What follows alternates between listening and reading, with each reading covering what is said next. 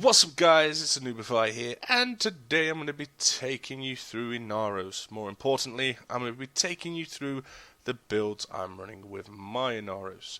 Inaros is now available across all platforms, and I did think it was about time I put my video out and see how the builds work for you guys. There are two in particular that I'm going to show you, one aimed at newer players, which sports quick thinking for those a bit nervous, and the other one for a few more advanced players, which will give you maxed range. But Inaros himself, guys, is a brawler type frame.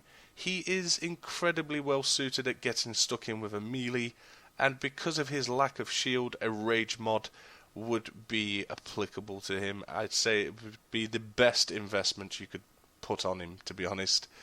Having a decent melee weapon with a channeling damage mod and lifestrike mod will also not go amiss, as he can channel for days. He literally can keep channeling endlessly as long as he's in a large group of enemies taking damage. So first thing you're going to want to do when you get your Inaros is not panic. People, when they saw the fact that he had no shield, oh well, he's going to suck, he's not going to be able to do end game stuff. I took him on a test drive for a Tower 4 survival, and I managed to go 54 minutes solo, and that was using predominantly melee weapon. So he does suit the melee variety, and he is, as most people would call, end game viable. It's just getting used to a new type of frame. But now we're going to go on to the builds, because that is what we're here for. That is what is important, and that is what you want to watch. Right then guys, let's go on to the builds. This is a freeform build that I'm running with my Inaros. This is the newer player build. It doesn't have any power efficiency mods on, because I have the rage mod. I constantly take damage, and therefore I didn't see it as a viable option for this build. I'd rather just get stuck in and just take damage for this. I do have corrosive projection on because I am going to be up close and personal. You can, if you want to go full melee, change that out for a steel charge, which would give you the melee buff.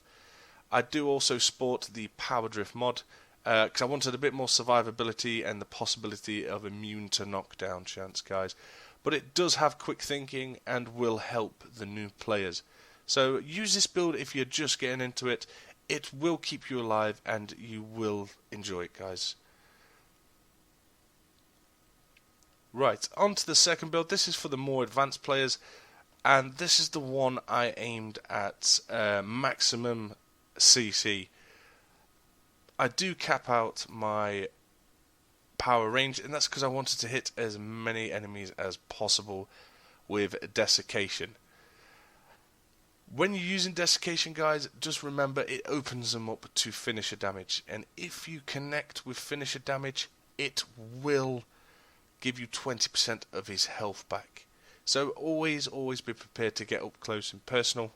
I have taken off quick thinking because this build I didn't really care about the survivability of quick thinking. I wanted to cause as much disrupt as possible, and this build will help you achieve that in a team environment, guys.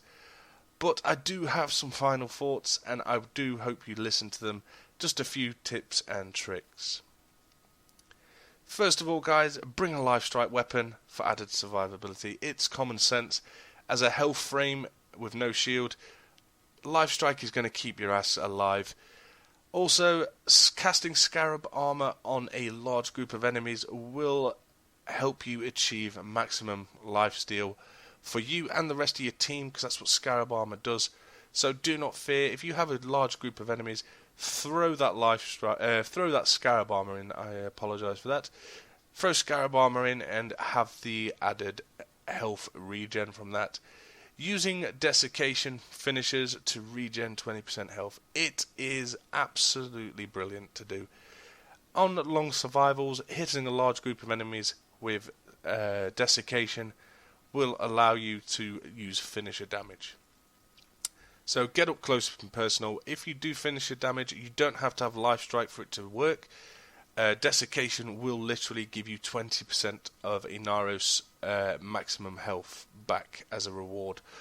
Using Sandstorm defensively, that means if an ally goes down, hopping in with Sandstorm will allow your other team members to revive fallen allies safely. It does work, it is proven, and it is very, very efficient way to do so. And last but not least, guys, just get stuck in with a melee weapon. Get stuck in with that melee weapon and have fun with it. He does excel at close combat, and as I said, switching out that corrosive projection for a steel charge wouldn't be a bad thing either. Hope this video has helped you guys. Thank you for your patience. Thank you for all the subs. I will catch you on the next video. Have a great day. Goodbye.